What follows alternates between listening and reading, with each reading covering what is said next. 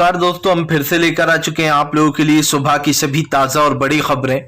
फटाफट अंदाज में एक एक कर बताएंगे आपको आज देश और दुनिया से क्या बड़ी खबरें निकलकर सामने आ रही हैं। लेकिन उससे पहले दोस्तों एक नज़र डालेंगे सुर्खियों पर। प्रधानमंत्री नरेंद्र मोदी के ऊपर जमकर गर्दे असदुद्दीन ओवैसी, बोले तानाशाही नहीं सिर्फ इंसानियत दिखाओ। जी हाँ, प्रधानमंत्री कहते थे कि मैं प्रेस को आज़ादी दूंगा, ये है आज़ादी। वहीं पर अगली बड़ी खबर में हम आपको बताएंगे दोस्तों, राहुल गांधी ने लोकसभा में दिया अपना जवाब। बोले मेरा सवाल बिल्कुल सही था, मैंने कोई गलत सवाल नहीं पूछा है।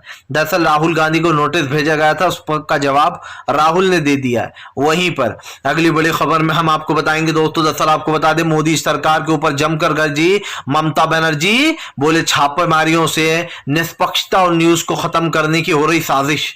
वहीं पर अगली बड़ी खबर में हम आपको बताएंगे दोस्तों, टीपू सुल्तान वाले मामले पर भिड़ गए ओवैसी बीजेपी से, बोले मैं लूंगा टीपू सुल्तान का नाम, दम है तो मार के बताओ। वहीं पर अगली बड़ी खबर में हम आपको बताएंगे दोस्तों, दरअसल आपको बताते चले त्रिपुरा में चुनाव हुआ संपन्न 60 सीटों पर। जी हां, इस बार कांग्रेस और लेफ्ट का देखने को मिलेगा दम।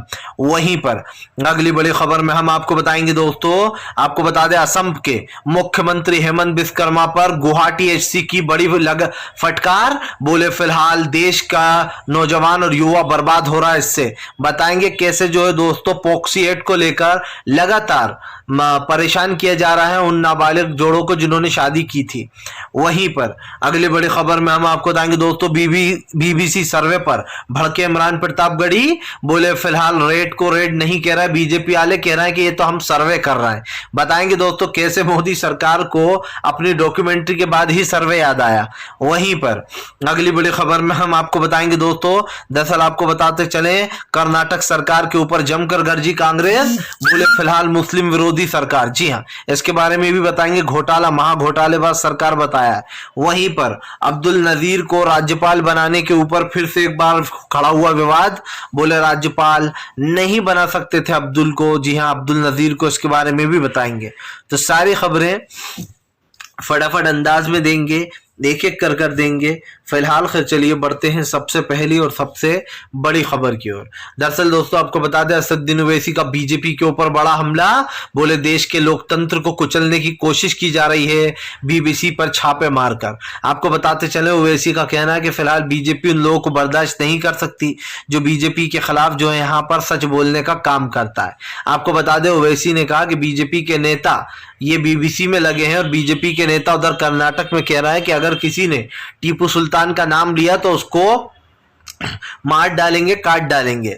जिसके बाद ओवैसी भड़क गए। ओवैसी ने कहा कि फिलहाल जिस तरीके से ये सब कुछ बातें की जा रही है टीपू सुल्तान को लेकर, ये लो मैं लेता हूं टीपू सुल्तान का नाम है, दम है तो मुझे मारकर बताओ। ओवैसी ने कहा कि लोगों को डराना बंद करो और ये कहना बंद करो कि टीपू सुल्तान का नाम लोगे तो जिंदा नहीं छोड़ेंगे। आपको बता दें ओवैसी ने सीधा चैलेंज किया है। ओवैसी का कहना है कि बीजेपी के कर्नाटक के प्रदेश अध्यक्ष ने साफ साफ बोला है कि फिलहाल जो भी टीपू सुल्तान का नाम लेगा उसे हम जिंदा नहीं छोड़ेंगे। आपको बताते चले दोस्तों, राजनीति में होने के बावजूद इस तरीके के बयान देना ये अपने आप में ही एक जाहिलपंती मानी जाएगी। आप लोगों को डरा रहा हो, क्यों ना ले भाई टीपू सुल्तान का नाम, लो लेंगे टीपू सुल्तान का नाम, क्या कर लोगे? ओवैसी ने कहा। ओवैसी यहीं पर नहीं रुके। ओवैसी ने कहा कि योगी का बुलडोजर जो है वो मासूम लोगों की हत्या कर रहा है। इधर बीजेपी का नेता कह रहा है कि टीपू सुल्तान का नाम लोगे तो मार देंगे। आखिरकार देश के संविधान से किस तरीके से खेला जा रहा है। असदुद्दीन ओवैसी ने कहा कि संविधान से नहीं बल्कि बुलडोजर चलाने से ये लोग जो है यहाँ पर लोगों को कुचलना चाहते हैं, उनकी उम्मीदों को कुछ सुनना नहीं चाहते हैं। टीपू सुल्तान का नाम लूंगा तो मुझे गोली से मार देंगे। आपको बताते चले दोस्तों, यहाँ पर सीधा सीधा ओवैसी ने भाजपा पर निशाना साधा। उन्होंने साफ कहा कि फिलहाल बीजेपी लोगों के जीवन में दखल अंदाजी कर रही है, लोगों को दबाने का काम कर रही है। जिस मासूम महिला और उसकी बेटी को जला दिया जाता है, जिंदा झोपड़े में आग लगा दी जाती है, उसके बाद झोपड़े को तोड़ दिया जाता है, ये बीजेपी के नेता है। जैसे ही वो माँ बेटी दोस्तों आप समझिए बेचारे जल जाते हैं तो प्रशासन वहां से भाग खड़ा होता है। अगर इतना ही दम था तो उसके बाद क्यों नहीं रुका प्रशासन? क्योंकि प्रशासन को पता चल चुका था कि 2 मासूम लोगों की जान चली गई है। उसी वक्त प्रशासन भाग लिया। सवाल फिर से वही दोस्तों, वो दो ब्राह्मण मजलूम महिलाएं थी जिसके ऊपर ओवैसी ने जमकर भड़ास निकाली और ये भी कहा कि बीजेपी की तानाशाही चल रही है सिर्फ देश में। चलिए बढ़ते हैं एक और अगली बिग ब्रेकिंग की तरफ। बता दोस्तों अगली जो बड़ी खबर निकल कर आ रही है, राहुल गांधी का पीएम नरेंद्र मोदी के ऊपर बड़ा हमला। बोले एक बार नहीं 100 बार कहूंगा वो बात जो मैंने लोकसभा में कही थी। राहुल गांधी ने कहा कि हमने कोई गलत बात नहीं बोली है, जो भी कहा है हमने बिल्कुल सच कहा है। आपको बता दें दोस्तों, दरअसल राहुल गांधी के उस बयान की चर्चा हो रही थी जिस बयान में राहुल गांधी ने अडानी से लेकर पीएम नरेंद्र मोदी से 5 सवाल पूछे थे, लेकिन प्रधानमंत्री ने उन 5 सवाल का कोई जवाब नहीं दिया। जाहिर सी बात है राहुल गांधी ने जो बातें कही दोस्तों, उसमें से एक भी बात ऐसी नहीं है जिसके लिए नोटिस भेजना चाहिए। लेकिन जैसे कि आपको पता ही है कि हमारे देश में दोस्तों अब लोकतंत्र की हत्या हो चुकी है। बीजेपी जिस तरीके की चीजें भेज रही है, जिस तरीके की चीज पता चल रही है, उससे तो ये साफ दिखाई देता है कि दरअसल बीजेपी और बीजेपी के नेता दोस्तों आड़ी टेढ़ी बातें कर लोगों को डराने और धमकाने का काम कर रहे हैं। पूरा मामला आप समझ भी लीजिए दोस्तों, पूरा मामला है क्या। दरअसल दोस्तों आपको बता दें, भारतीय जनता पार्टी जिसको ये लगता है कि वो लोकतंत्र के साथ कोई खिलवाड़ नहीं कर रही है, वो बहुत बड़ी गलतफहमी में जी रही है। आप समझिए, राहुल गांधी ने 5 शब्द पूछे प्रधानमंत्री से कि बताइए जहां पर भी आप जाते हैं, जहां पर अडानी जाता है वहां पर आप कैसे पहुंच जाते हैं। इजराइल में इतनी बड़ी डील हुई, अचानक से पीएम नरेंद्र मोदी पहुंच गए डील कराने। श्रीलंका का ऑर्डर, बिजली का ऑर्डर था दोस्तों, खुद श्रीलंका की सरकार ने कहा कि हमने ये ऑर्डर अडानी को पीएम के कहने पर दिया है।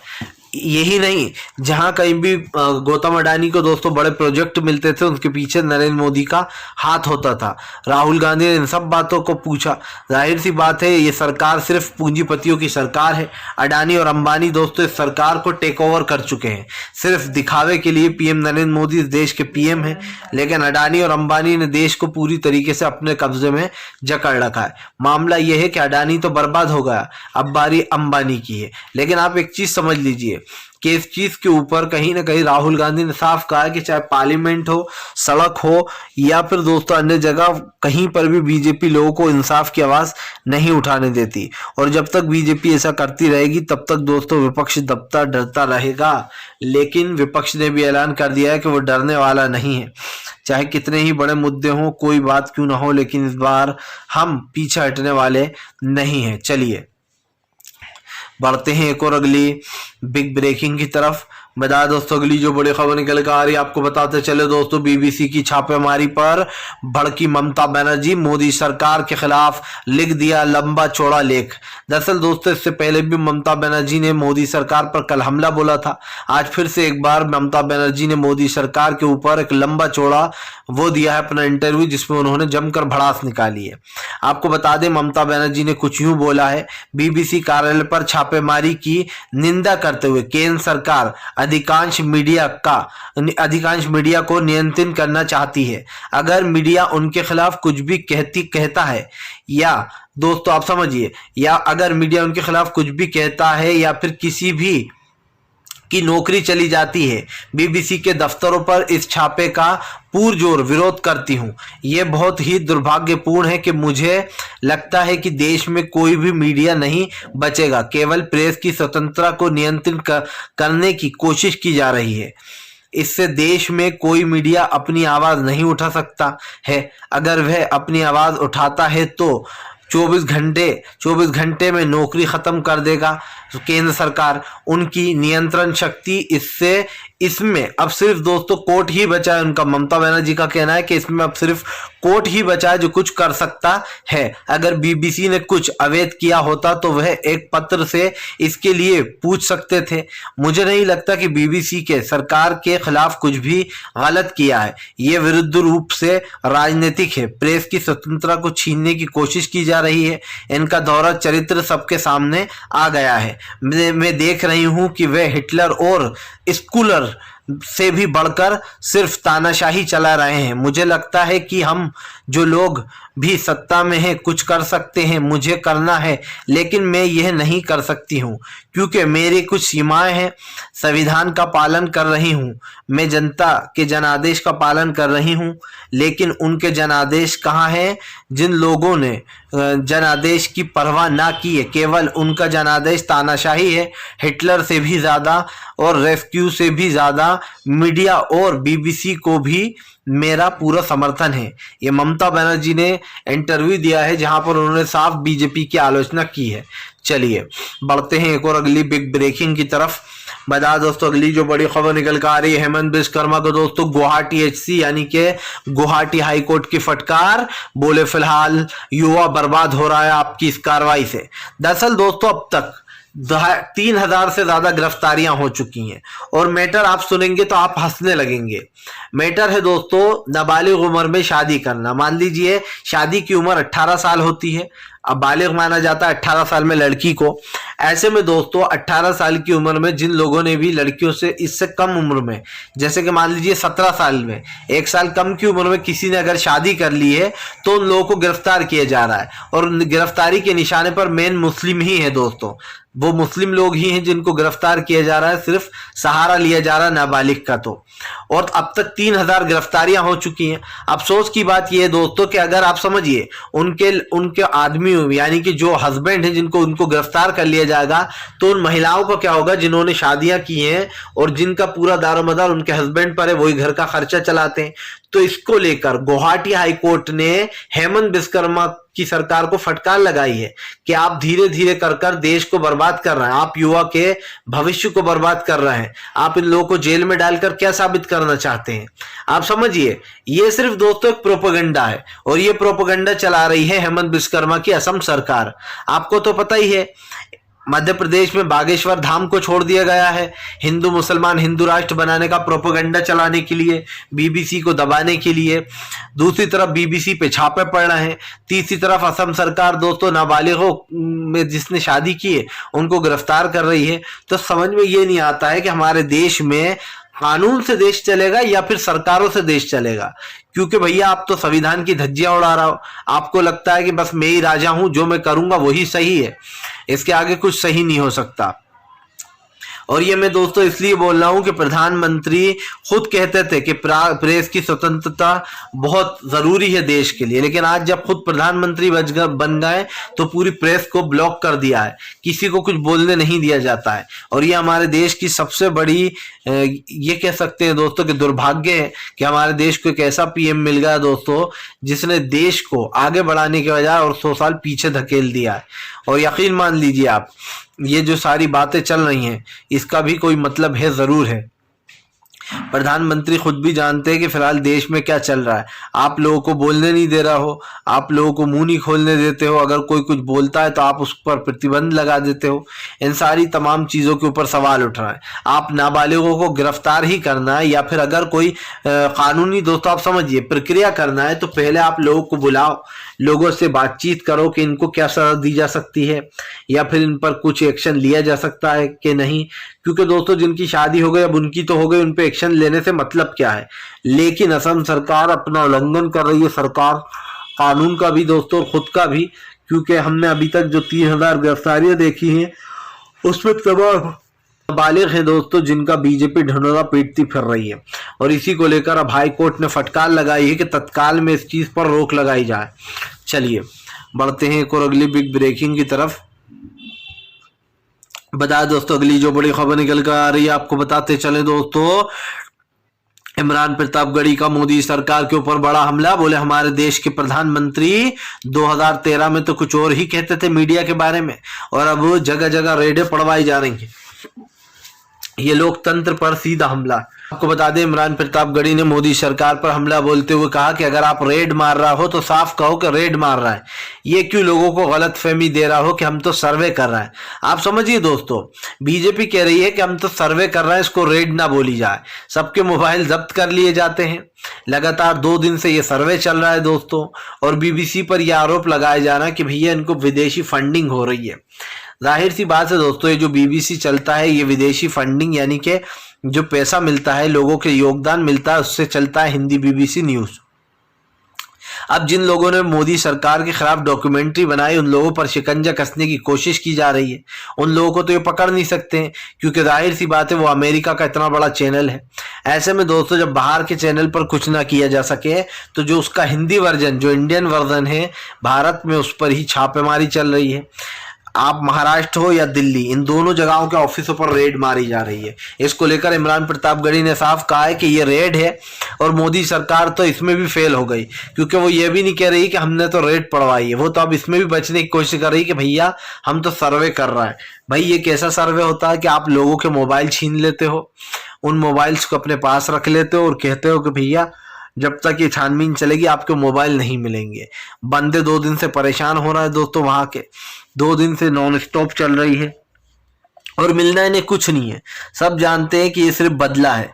आपको याद होगा दैनिक भास्कर ने मोदी सरकार के खिलाफ सच बोलना शुरू कर दिया था। जैसे ही मोदी सरकार के खिलाफ पेपर में सच लिखना शुरू किया, वैसे ही दोस्तों मोदी सरकार ने दैनिक भास्कर पर एक्शन ले लिया और वहां पर छापेमारी कर दी। सब जानते हैं कि चाहे वो दैनिक भास्कर हो, अमर उजाला हो, जितने भी पेपर हैं वो सब बीजेपी की चाटुकारिता जब तक करते हैं तब तक तो सही है, लेकिन जैसे ही चाटुकारिता छोड़ देते हैं वैसे ही बीजेपी के लिए ये सब कुछ जो है दोस्तों गलत हो जाता है। इसीलिए मैं कह रहा हूं कि फिलहाल सरकार क्या कर रही है, क्या करती है, इससे हमें कोई लेना देना नहीं होना चाहिए, क्योंकि सरकार दोस्तों जो कर रही है वो आपके हमारे काम की चीज है ही नहीं। सरकार तो लोकतंत्र का गला घोट रही है, उसके हिसाब से यही लोकतंत्र है।